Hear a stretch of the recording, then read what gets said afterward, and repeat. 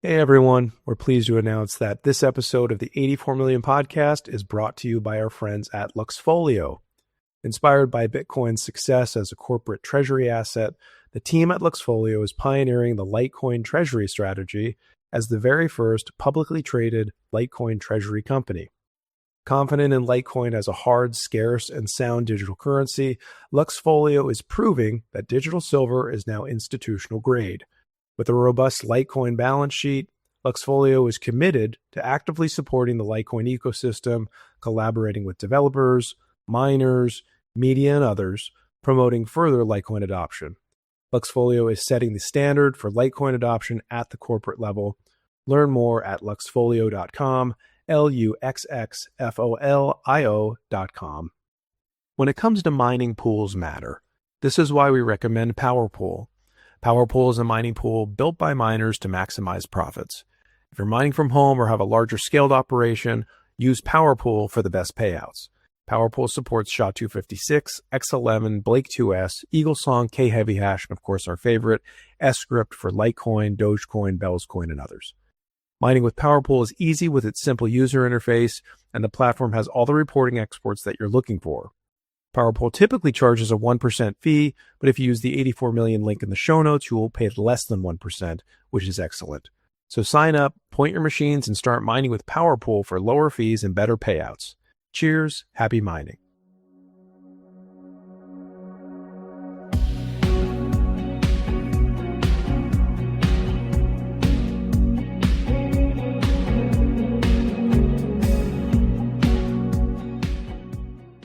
Hello and welcome to the 84 Million Podcast. Today we're on episode number 49, and I'm glad to say that we have Ecurrencyhodler with us. I'm going to give him an introduction here. Ecurrencyhodler is author of Understanding Litecoin, the Digital Currency for Payments. He's a past member of the Litecoin Foundation and currently contributes as a PM for Nexus Wallet. He can be found on X at Ecurrencyhodler. Sir, welcome to the show. Hey, thanks for having me on. Very glad to have you. We've gone back and forth a bit on this, and I'm glad to see you finally sitting with me today. And while the book is a few years old, I think it's definitely a foundational piece of Litecoin history and lore and literature. In fact, it's the baseline, I think, to Litecoin literature. This came out in 2018, and we'll talk about that in a minute. And then Vlad Costea, who I know you know, he wanted to expand on what you did, and he released the Bitcoin Takeover Litecoin Edition. So that was literature piece number 2. Nice. And now Robbie's working on a Litecoin history, hardbound, which is going to be probably the best of the best. But you started it all. So we do want to talk about that today. And again, it's great to have you. When I came into the space more actively, and I think it's either late 2016 or early 2017, I don't remember. You were one of the people I go to and I would read, and you were very active. So we want to talk about all of that, but maybe before we do, there's some big news this week. Litecoin has its first ETF. Any thoughts on this? Yeah, I think it's crazy. Never would have imagined that Litecoin would ever be inside of an ETF, but yeah, I think it's great. Lots of gives lots of exposure to lots of volume on the investment side, and so yeah, we'll see what it does to the Litecoin's price. Yeah. I would agree with that entirely. I did not think we would have a Litecoin ETF, but maybe I was short-sighted and I didn't see the writing on the wall, right? Same with Bitcoin, because clearly that was called digital gold forever, and there's gold ETFs, and people like to hoard it and all this stuff. So why am I surprised when the exact same thing is happening? But either way, yeah, I think it's exciting. We will see what happens. If anybody is interested, we're referring to the Canary Litecoin ETF. Steve McClure was actually the first episode of the year, and I'll make sure to link that episode down in the show notes. Yeah, he released it last October, so it was about a year until that thing got approved, which is pretty crazy. But of course, we're in shutdown and different things. But despite the shutdown, it was approved. But it took 1 year. And anyway, that's another topic.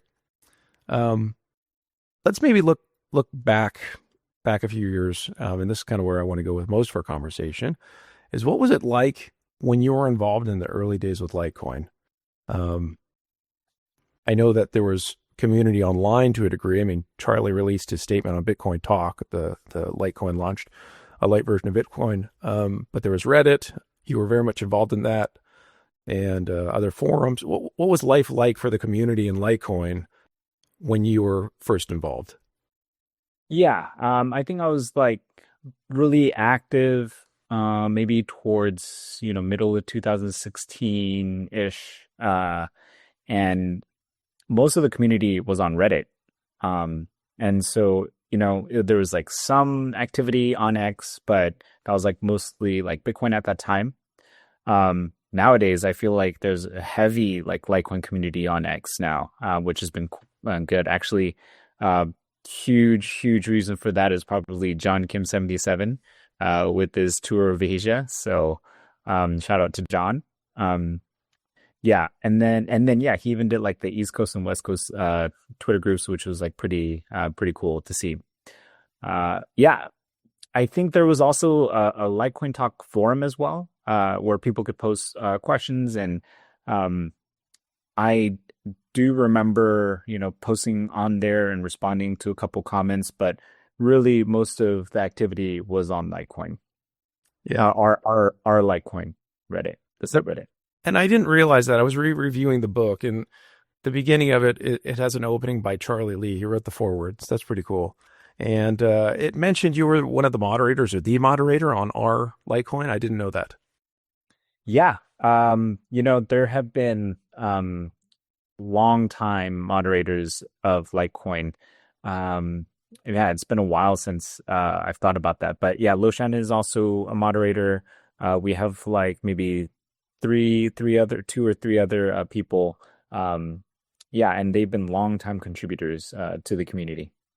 Very good. Were there any in-person meetups?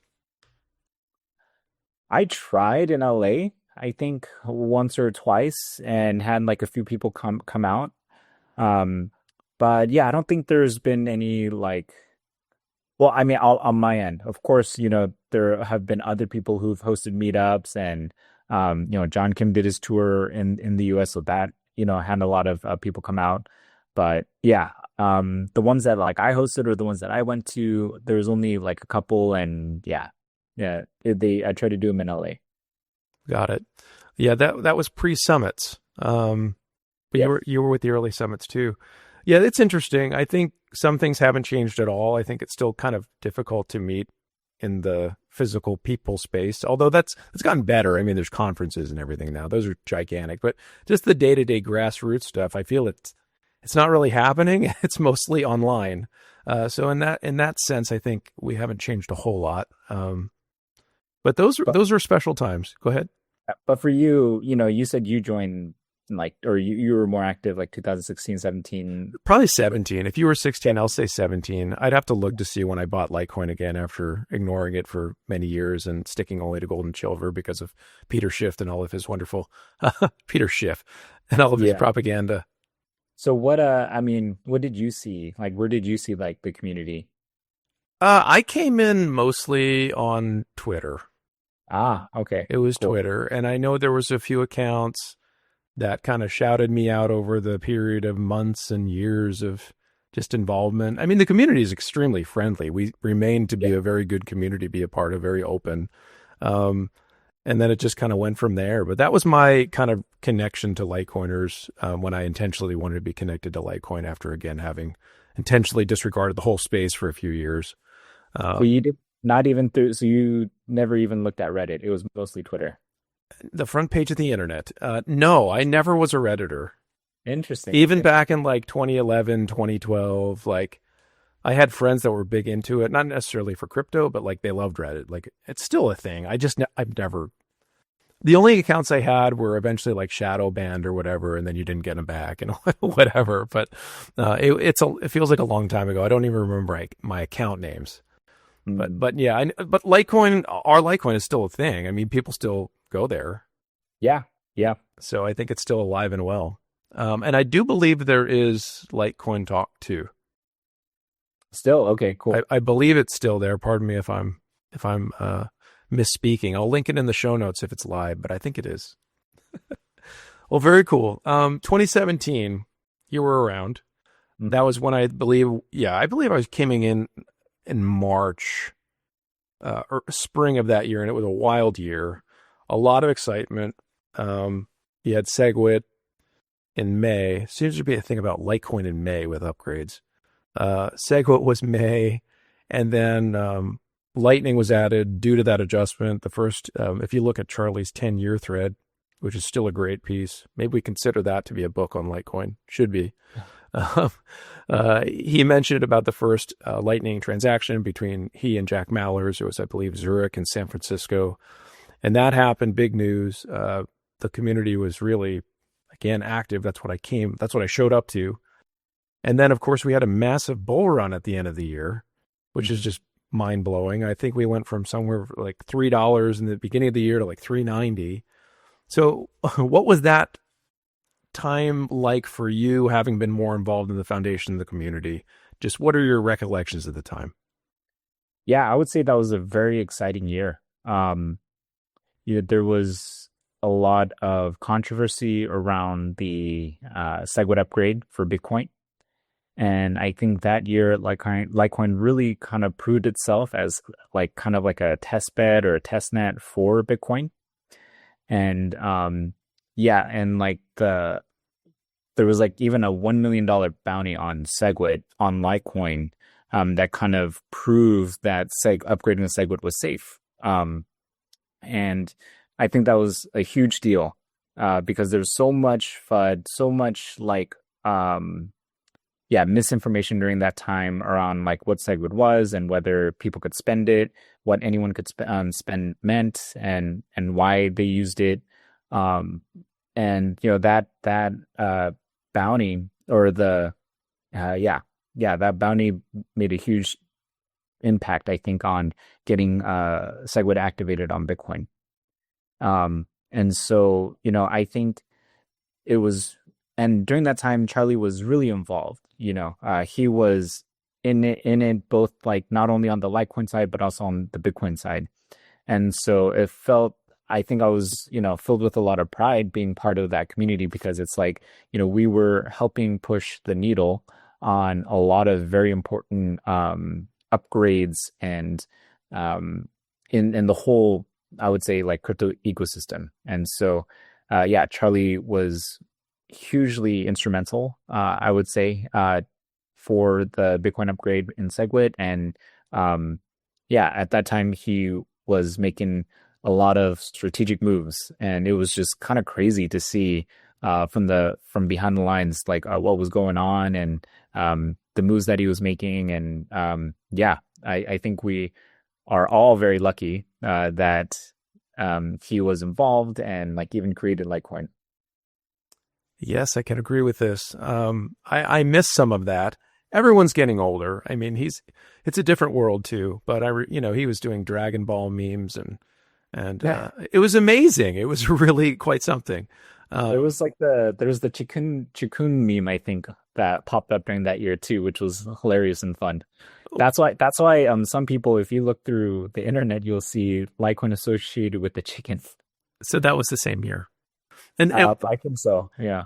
And again, reading your book, he referred to that. No, did you refer to that in the book? It was in here. I don't know if it was in Charlie. I don't think it was Charlie's intro, but it mentioned about, because I didn't know why it was a chicken or chikun, a rise chicken. We know the price and everything. This has been a big meme, but I didn't know why it was a chicken. And then I guess somewhere in the community, it was birthed from the egg of Bitcoin. To be honest, I have no idea. Don't worry, it's in here. Yeah. But I was surprised. I'm like, I don't actually know the origin story of chikun. But it's funny, and I think it still lives. I think we still know about chicken, whether it's a CK or a K. All varieties of chicken are now with Litecoin, and I think it's a pretty long-standing meme. That was an interesting time. A special time in terms of Bitcoin influence and Charlie and your sort of relationship with him. I think at the time people did associate him with Bitcoin. He was on the Magical Crypto Friends, if not in 2017, not long after. And that went on for a while as a podcast. And of course, Samson Mao was one of the four there. But Charlie's a giant impact on the history of Bitcoin and development on Bitcoin. And I think OGs know that for sure. And I Yeah. think some of that's coming back, but I think with him kind of stepping back and having things change so much in the space, I'm concerned that people may not realize that. Yeah. Newcomers. Yeah. They may or may not be, but he's made his impact. I think history will attest to that. And Yeah. for people whoever like studies history, like they'll know Yeah. role that Charlie played. Yeah. And he's still playing a strong role. In fact, he's been doing a lot of interviews lately. And he's openly saying it in terms of Litecoin, not Bitcoin. I mean, he's a Bitcoiner. He's very pro Bitcoin, but that he's going to be working with Litecoin and for his whole life. I mean, you kind of can't get any more committed than that. And so we both agree that we see his contributions; they're monumental, more than we can even explain. So we're all grateful for Charlie. I think we can say that. What was the Litecoin Foundation like in the early days? In the infancy? Yeah, that's a good question. I would say it was like pretty chaotic. There were like several groups that had formed.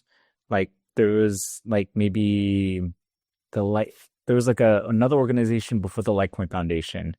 But then they pivoted and moved into a new organization called the Litecoin Foundation. I was actually part of something called Litecoin Alliance. And so, that was kind of like an offshoot. Like we wanted to be independent from the foundation. And so, we started our own like group to kind of advocate for Litecoin. That one was more like education focused. At that time I was writing a lot on Reddit and writing like educational articles.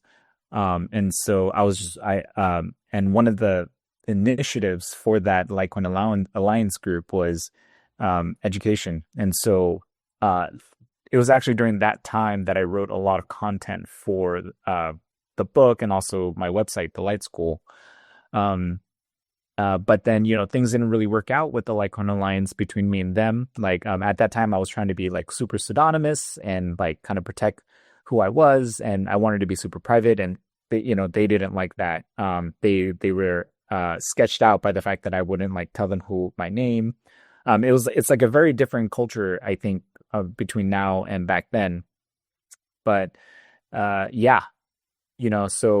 we kind of butted heads, and so I left.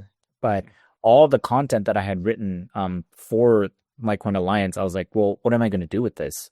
I decided, why don't I just like start a website? And so I pumped out a website and then started the Light School and started my own Litecoin education platform.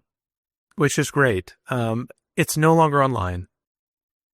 Yeah, it's not. I stopped contributing to it like a few years ago, and I had to keep paying for like the domain and like the hosting for it. So I was like, I'm not sure what to do here, but I took all my content and donated it to the foundation. So I don't know. It lives on. Yeah, it lives on, and it would be on the Wayback Machine. Thank you, Library of Congress. We could always probably find it there. I remember it's still on YouTube. Your YouTube videos are still up. I believe those are all intact. And I didn't know about the Litecoin Alliance. I knew about the Light School, but I didn't know how that actually happened. I wanted to talk to you about that. I think there's something special about people taking action. And I think that's a really old school concept, whether it's like libertarian stuff or just the crypto space, that people are voluntary in what they're doing. And if they believe in something, they can step up and do, right? And I hope we're not losing that. I don't think we are, but that's kind of how this came out. I mean, I set up a website in 2021. That was kind of when that was when I joined Twitter. So what I told you was wrong. I was more interested in Litecoin in 2017, but I don't think my account was till 2021. I'd have to look at my alt account to see on that, but it's definitely not 2008 or 9. I can't remember. It doesn't really matter. What's your alt account? That's what I want to know. I'm just joking. Most people know it. Nakamoto_standard. But, and I have my picture there sort of now, although it was obfuscated for a long time. I understand the pseudonymity and trying to kind of obfuscate details. I think that's also an old kind of concept within our space. But what was I saying? 2021, I just set up 84 million and I'm like, let's put an FAQ online for Litecoin. Like, it was an exciting time. I'm like, we have the foundation, they're doing awesome things, but is there anything else? So I just kind of did it, right? And kind of now we're here. So this was the first episode of this show was when I just had a conversation with David Burkett around the time of MWeb, and then there was a podcast. So I think the voluntarism and the willing to do things is really important. And I think you've contributed a lot to Litecoin. You still do. We're going to talk about that a little bit later. But you just set something up. You're like, I care about this. I'm going to be a part of it. And this space allows for that. And it's kind of amazing. Yeah, I think you're right. I would, I always appreciate it when people volunteer or have that mindset, not just in like Litecoin, but in life of like, how can I help? What can I do to kind of push the ball forward? I think too many people tend to like have a passive, I don't know what's going on, to have like a passive mentality. And they like look to Charlie or the foundation to try to like do everything for them. And when things don't turn out their way, or maybe like the price hasn't moved up or it's tanked, they start yelling and screaming and complaining like, oh, like, why aren't you doing anything? Like, do something. But I'm like, dude, you're part of this movement too. Like, Litecoin's decentralized. You should take ownership. You should take some steps to do something. So, yeah, like, I completely agree with you. So let's just pivot maybe to the book, right? Understanding Litecoin, the digital currency for payments. It was published by the Litecoin Foundation. Was this part of you contributing your Light School? I think this was before you did all that. So this was just an independent project while you had the Light School. Yeah. So what happened was I had the Light School, which was, designed to be like a site for educational resources. There was lots of like guides and, I also, geared for beginners, but there's also like more technical articles on there on like S-CRYPT and like Dust, like what is Dust? And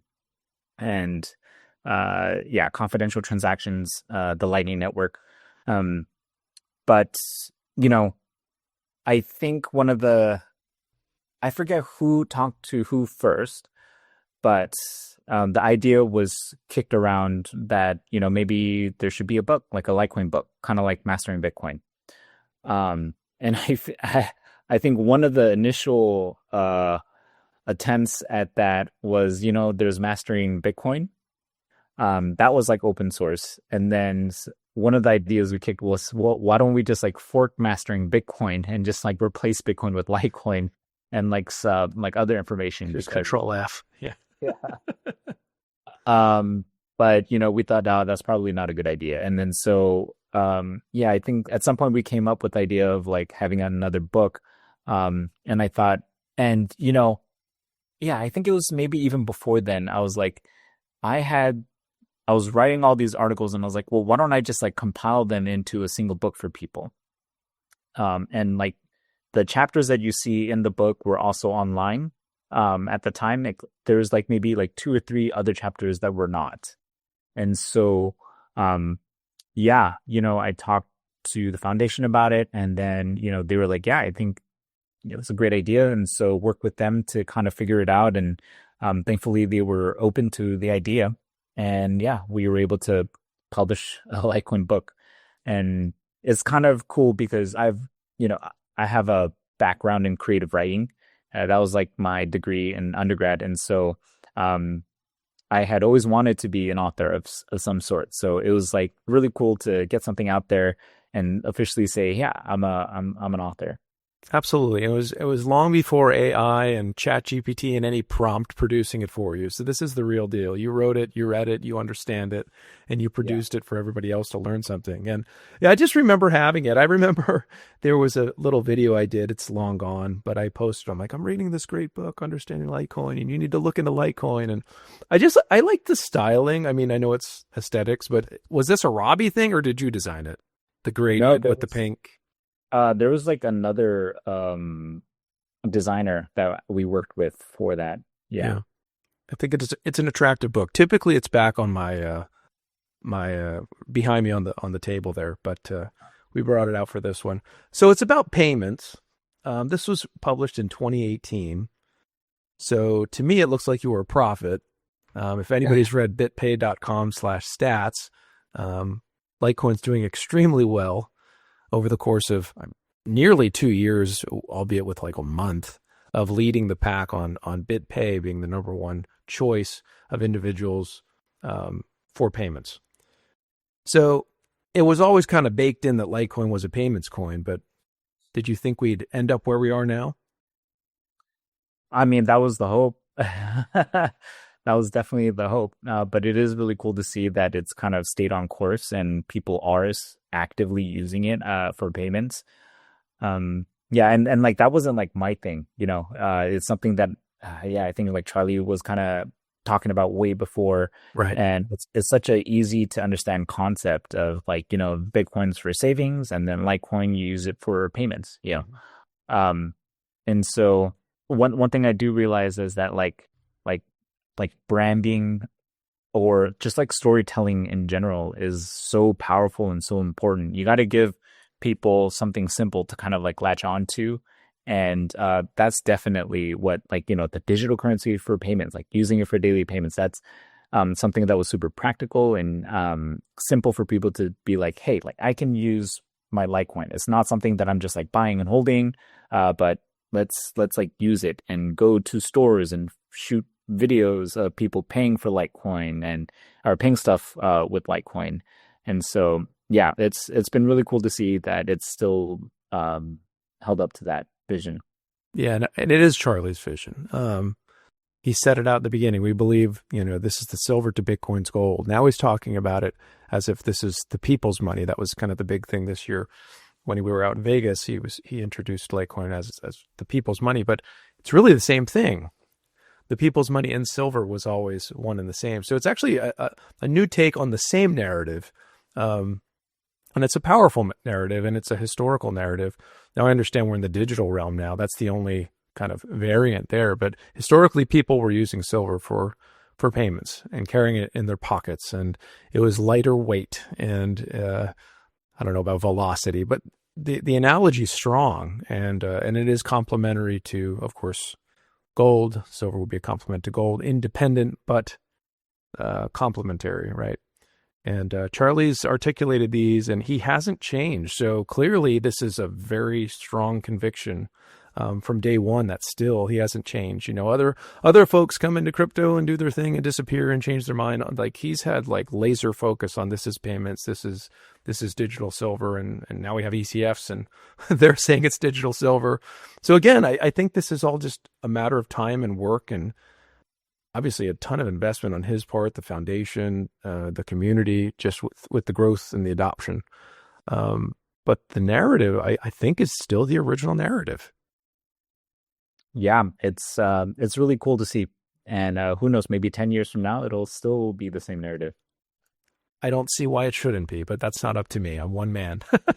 Obviously, we have a lot of other non-monetary use cases and exciting things with Web3. And of course, there's institutions and all these other things now that, like, at the end of the day, I always said, like, primarily, like, first things first, Litecoin is money, period. You can do ordinals, you can do runes, other things, as you can on Bitcoin, but primarily it is money. So, and it's good money. It's sound money.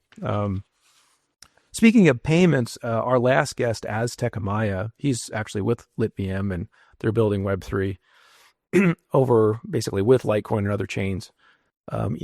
He released some research recently that actually said that even in the environment of stablecoins, which we're currently living in, people are still preferring to use cryptocurrency, such as Litecoin. I would say especially Litecoin. So even though we have these basically dollar equivalent tokens, and they're used, but it's not like they're first. They're not, at least not at this time. So Litecoin's still killing it with digital payments. Obviously, MWeb has come since then. You were in conversations before MWeb was even a thing. What was it like to find David, organize the consensus of the community under Charlie's leadership, perhaps, to actually get MWeb on Litecoin? Yeah, it was really I guess like a cool experience because I actually ended up writing the bit for or sorry, not the bit, the lips for MWeb and extension blocks. And so yeah, I think like Charlie, he created a team to kind of like push this initiative forward. He definitely felt like it was important and thought like this was one way that Litecoin can kind of distinguish itself from Bitcoin by having optional privacy. And it was like really important, I guess, to him because, you know, you got to have fungibility. One of the pain points of having a public blockchain is a lot of addresses can be tracked and you can trace coins and like the history behind them. And, you know, hiding amounts, I think is a very powerful tool for something for cryptocurrency to be considered money.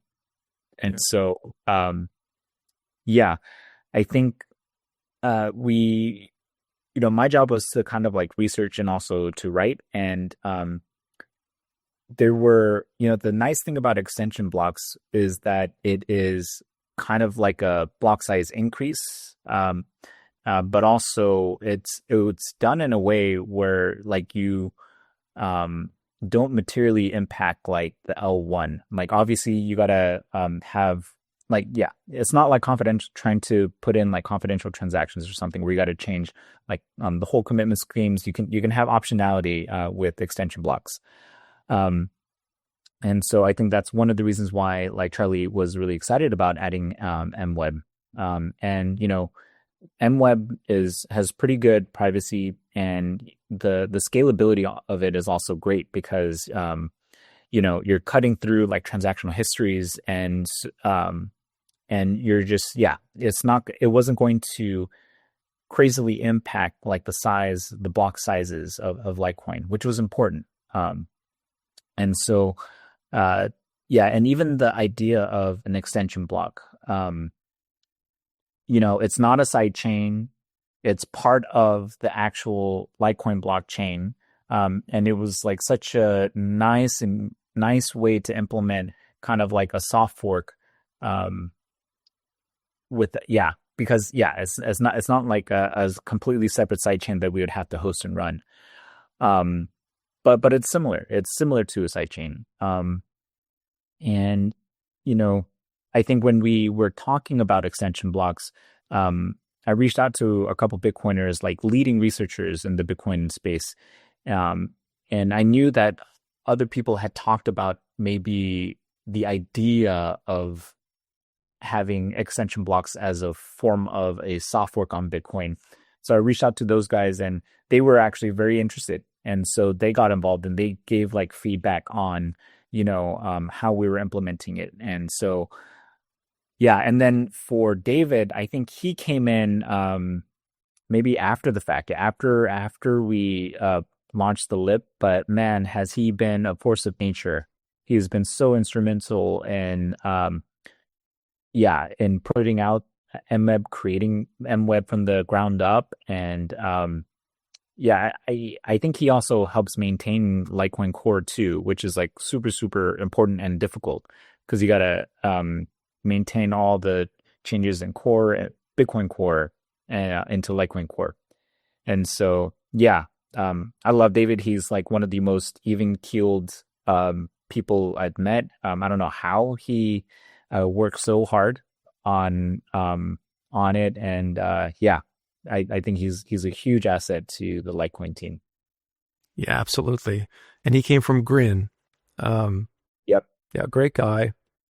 Again, first episode of the podcast before we were a podcast. We were talking with David, and yeah, MWeb's amazing, and I believe it's accurate to say it was the largest major chain upgrade in history. I mean, obviously for Litecoin it is, but among all the bigger chains, like no one went through a gigantic adjustment of their code base to implement something like this. I mean, Ethereum went, you know, obviously with, you know, their proof of work went to proof of stake. They've had some big changes, but I believe it's been said that what Litecoin did at the time was basically the biggest on the top chain to have ever happened successfully.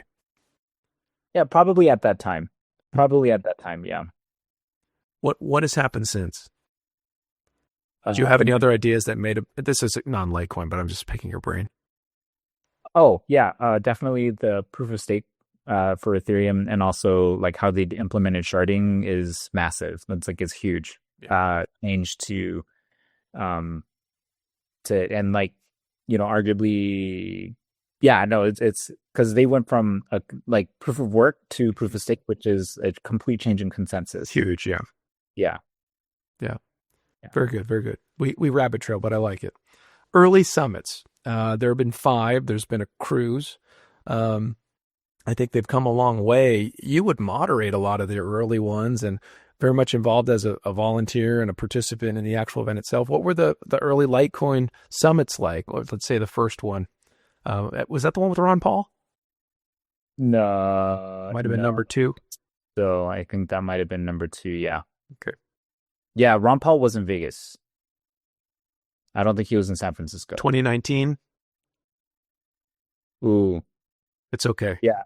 I'm not. Yeah, yeah. I'm not like, I don't have the best memory, but yeah, that first summit was epic. It was huge. It was our inaugural conference, and actually, it was like me and David Schwartz were the 2 main people behind that conference.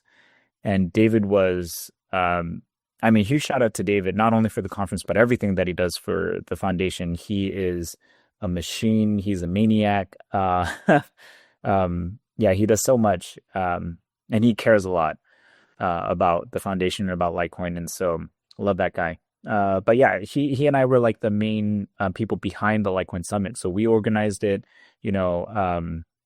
At that time, there's another guy named Dave. He helped a little bit too. Alan obviously pitched in. It was like a whole team effort, but like, yeah, David and I were like the 2 main leaders for it. It was hard. It was difficult because it was like the first time we ever did something like that. And so like finding a good location was important. Estimating how many people we thought would come was difficult. And drumming up interest for the conference also was difficult, because like we just didn't know like where would people come? Would people even fly out for something, for a Litecoin conference? And so there's just like a lot of unknowns. But as we were going through it, like we started getting traction, we started getting sponsors, we started locking down a venue, and then like there was a lot of excitement. And then that's when John Kim did his tour, which definitely helped bring people to the summit. He ended it there. It was so cool to see like a community in person for the first time, to take something online to the physical world. And for me, it was a very special moment, because it was like a huge undertaking to do, and it's been so amazing to see that they've continued to do it year after year, and just like the community that continues to go to these summits year after year. And so I'm very excited and to see what's going to happen next year.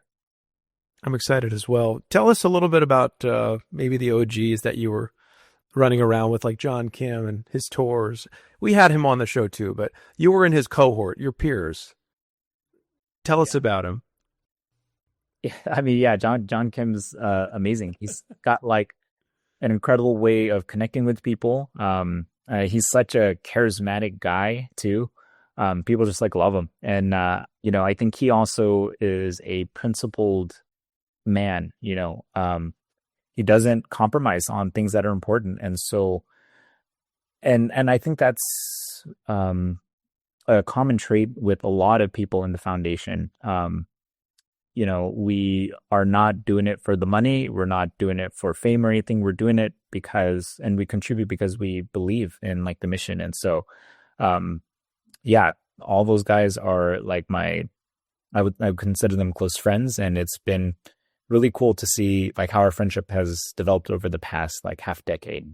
Yeah, I'm sure there's special relationships. I know the few that I've made over the years are just not the typical rubbing shoulders with, having coffee with week to week, but they're very special relationships. And, we're kind of through thick and thin, especially Litecoiners, right? It's so much abuse from other projects and, cycles and chartists and everything else, but we're still here and we're growing at every move, and that's, again, there's an ETF here and web balances are high. Number one for payments. We've got a lot going for us. So keep working, community, keep working. And you were a forerunner in all of that and you're still involved. So maybe we can talk about that. You're working with Nexus. So tell us about Nexus. We have had Lotion on the show. Great. We've had the former wallet on the show, which is no longer a thing. So we'll probably get him back to talk maybe more specifically about it. But tell us about Nexus and tell us what you're doing there. Yeah. So for people who don't know, Nexus Wallet is a Litecoin wallet. And, it also implements MWeb. So if you want to leverage MWeb for your Litecoin transactions, definitely check Nexus out. And it's kind of crazy because it's a light wallet. It's not like a full node where you got to like download all the blocks and then maybe like prune it. You can get up and running pretty quickly with Nexus. And the UI, I think, is like very nice, very clean. They have like a great designer. Loshan's awesome at it, at implementing it and maintaining it. And we also have buys and sells of Litecoin. So it's like a super easy way to get Litecoin. Yeah. And the work that I'm doing is like, it's not a lot, but, I am volunteering my time as kind of like a product manager there, just kind of, helping the team like figure out, what does success look like? What kind of goals are we trying to shoot for? What kind of features should we try to prioritize and focus on? And just making sure that the team kind of stays on track. So that's kind of how I'm helping out with Nexus. Very good. Very good. That was unveiled this past summit as well, the Nexus wallet. So it's been out and, there's a lot of wallets now, but I know that's the specific instrument of the foundation. So I think you are passively supporting the foundation through its use too, with gift card fees and things like that too, which is great. It's because you're going to use those features anyway. Well, all the revenue generated from Nexus Wallet goes back to the foundation. Right. So, it's not like its own separate company. It is, all the funds go back to the foundation. And like for me, like I wasn't part of it in the beginning. This was like all like Loshan and his work. He did a great job with it. I only kind of joined maybe like 1 or 2 months after they launched just to help out. Yeah, it's an exciting project. And maybe we'll touch base with Loshan, get him back on the show. Sounds like it's appropriate. A lot of things changed in crypto. It's a crazy space. You've been around a while. You've seen people come and go, scams, more than we can count. I mean, it seems like that's the rule. That's the tough thing to keep me here because there's so much junk, right? But it's not about me. We're talking to E. So what keeps you here since 2016 to 2025 through all these cycles? You're still sticking with Litecoin to the degree that you're still helping the foundation. You're still going to summits. You're still with Litecoin. What keeps you here? Yeah, number goes up. I'm just joking. I think we'll get some of this. Yeah, I mean, no, it's Litecoin has increased, I guess, since I joined, and that's been good. But yeah, I think it's, we need a really sound form of money, one that's has privacy and is geared and tailored towards payments. And I think it's important. So any way that I can support the Litecoin community, like I try to do. And then, also my relationships with, Alan and John and Charlie and David, like they're important ones because they're friends. And so, I also want to support them and their efforts and the things that they're doing. Yes. We can say this. Transactions up and to the right, active addresses up and to the right, and web balance up and to the right. The one thing that we currently might be is the NGU, and we all make a joke about it. But we've had a few very good runs, and who's to say these aren't going to return? So we leave that to the chartists, but either way, it's exciting to have you remain with Litecoin.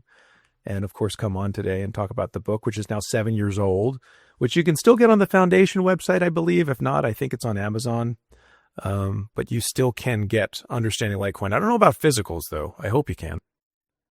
Yeah, I'm not sure. They might have run out of that because we only did like one print. But I think for sure you should be able to get a digital copy. Digital copies. But fair warning, all that information is out of date. If anybody wants to take a crack at a new version, update it, feel free, man. Yeah. Hey, I like that. I like that. There's your call, folks.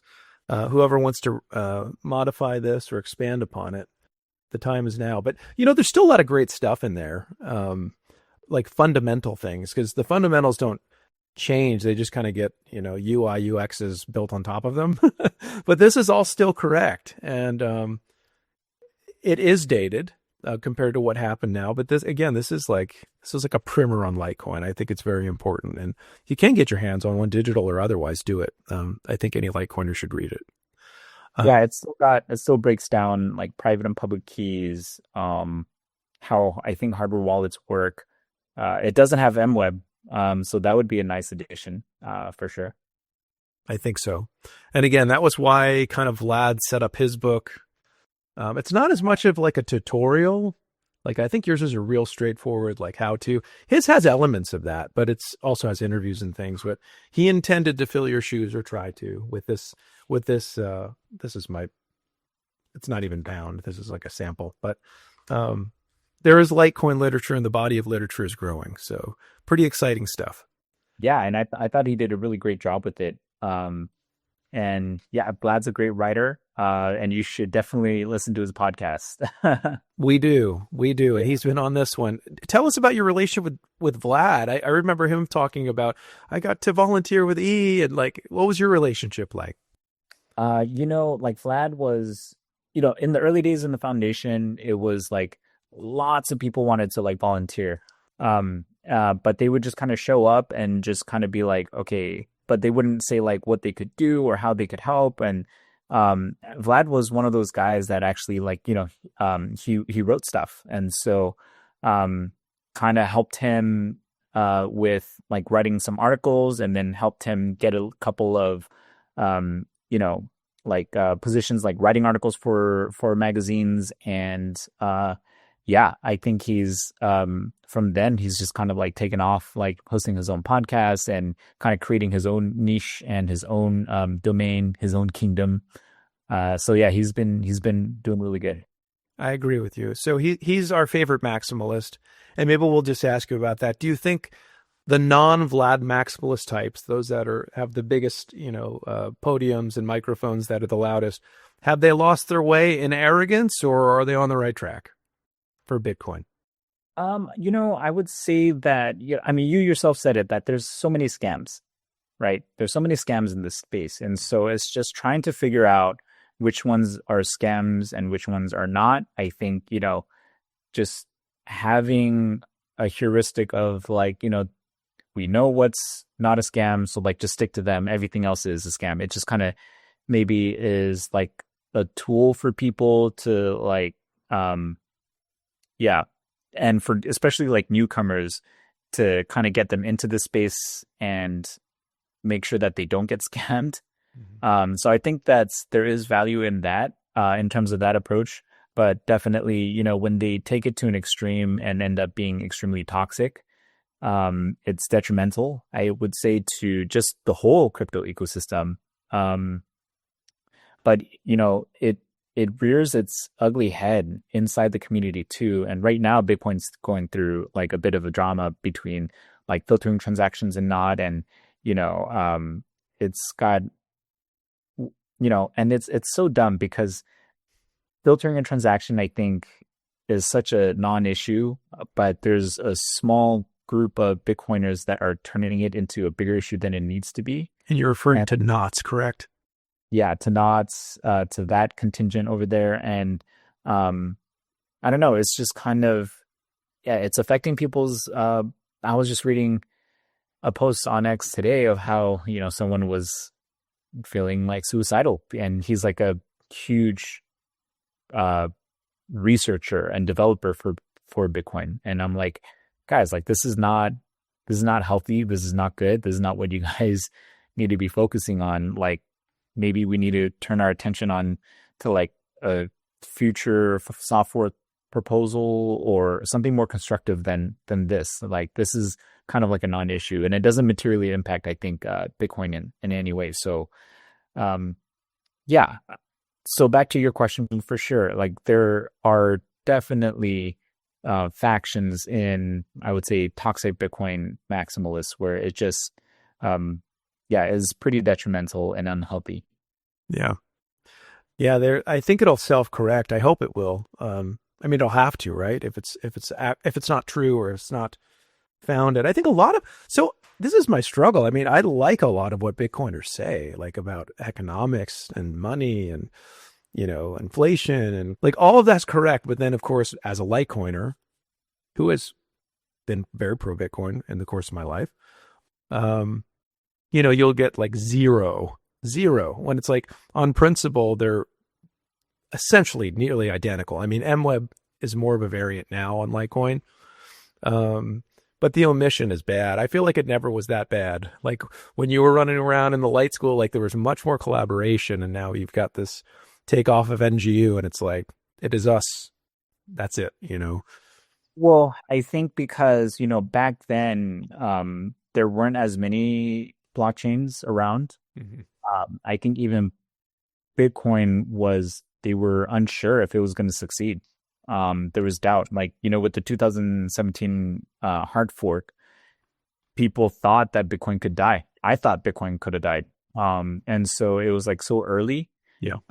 And, even like with Litecoin, we kind of like forced our way into the conversation, right? With like SegWit and Lightning. There's not much of that effort on Litecoin either, and so I would say like, yeah, it's just different timing. It was just like a different time, I would say. And it's like now it's very different, right? So like you have Bitcoin in ETFs, and I think people feel very confident about where it's going and that it has like succeeded. And so maybe there is a sense of like, well, we just don't really need to focus on any other chains. Like there is no need because we've kind of made it. Who knows? Maybe in the future, if there needs to be another soft fork and maybe another test bed, maybe Litecoin can try to implement it and re-enter the conversation. Mm-hmm. Yeah, it's interesting because only so many projects, coins, cryptocurrencies would be considered a digital commodity. Even with Gensler, as bad as he was, there was Bitcoin, Bitcoin Cash, and Litecoin. So it is cut from a different cloth compared to the vast majority of the crypto space. They're not even all currencies. A lot of it are tokens and other things. So I do think the DNA is very similar, and more will be revealed in terms of adoption and the ETFs and institutions and all the things that are associated with NGU and all the stuff that people like. But like I said, every other metric is up and to the right for Litecoin. That's the one that's currently not intact, but it's been intact in the past. So, and your book, in the beginning, right in the introduction, Litecoin is one of over 1,000 cryptocurrencies that are being traded today. Still true. Of course, it's more than 1,000. And then of the thousands of cryptocurrencies on the coin market cap, it has consistently remained in the top 20 market cap since its creation. So, and it was top 2 and top 5 for a long time. It's dropped down some, but I believe they started tracking that in 2013. So that's 12 years ago. And it's been in the top 20 per chat. So I know it's come in and out the entire time.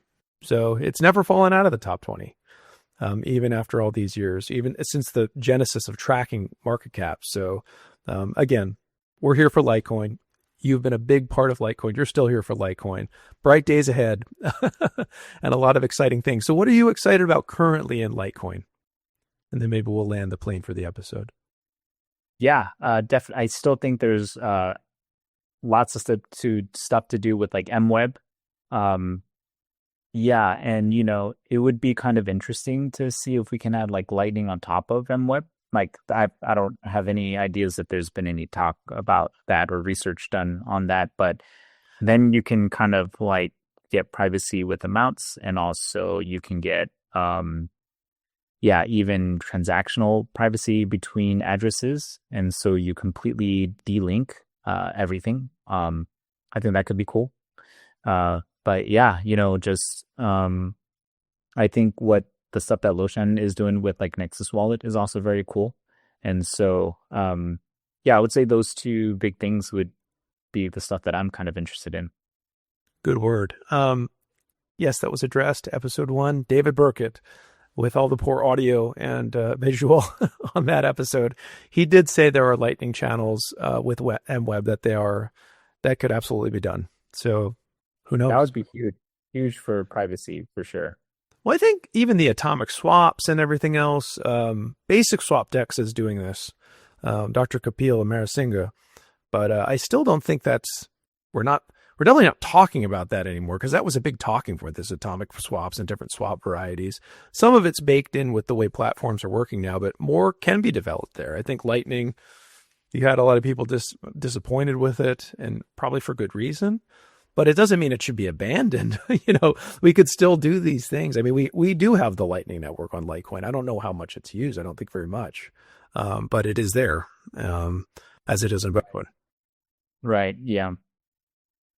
Yeah, I think, one thing to kind of look at though is like in the Bitcoin space, Lightning has turned into kind of like a connector between the different Bitcoin rails. And so like there's like Arc, there's like sidechains, there's BitVMs, there's federations, NITs. And so Lightning is becoming kind of like a settlement layer between all of these other L2s-ish. And I think in the beginning there was the idea of, oh no, like Lightning can be great for payments and it can be used by like the average individual. Mm-hmm. But I don't think we're seeing that anymore. So if Litecoin, so that might, if there's things to learn from Bitcoin, like that would be a lesson, is that if there is an ecosystem in Litecoin that ends up being developed around like sidechains, then I do think that the Lightning Network could be pretty powerful and useful on our chain too. But I think, since Litecoin already is very cheap to use and easy to use for daily payments, that might have been one of the reasons why Lightning hasn't taken off on the Litecoin network. Well, very good, sir. It's been great having you here. You've done a lot for Litecoin. You know a lot. You continue to contribute. Again, to me, you're kind of an OG, so I get to sit with you and have a conversation. Anything you want to leave us with today before we end? Yeah, I think going back to the message of like, do what you can. Take, the future into your own hands. I think people shouldn't try to like put too much on like Charlie or the foundation of trying to get Litecoin for the future of Litecoin. I think it would be a much better way for people to kind of think like, what can I do for Litecoin? What can I talk to a merchant? Can I write articles? Can I host a podcast? Can I, even do some development? If you're a developer, I think the foundation would love help on Litecoin development. So just, I encourage people to do what they can with promoting Litecoin and helping out with the Litecoin ecosystem. Absolutely. E, thank you for coming on. To all of our listeners, we thank you for tuning in. Subscribe to us wherever you find us. You can find this and all of the episodes at 84million.com/podcast. We're on YouTube. We're on X. So again, we appreciate all you for tuning in, your attention over all of these episodes. Knocking on the door of 50 here. So E, thanks for coming on. Have a great rest of your morning, and I appreciate you coming on today. All right. Thanks, man.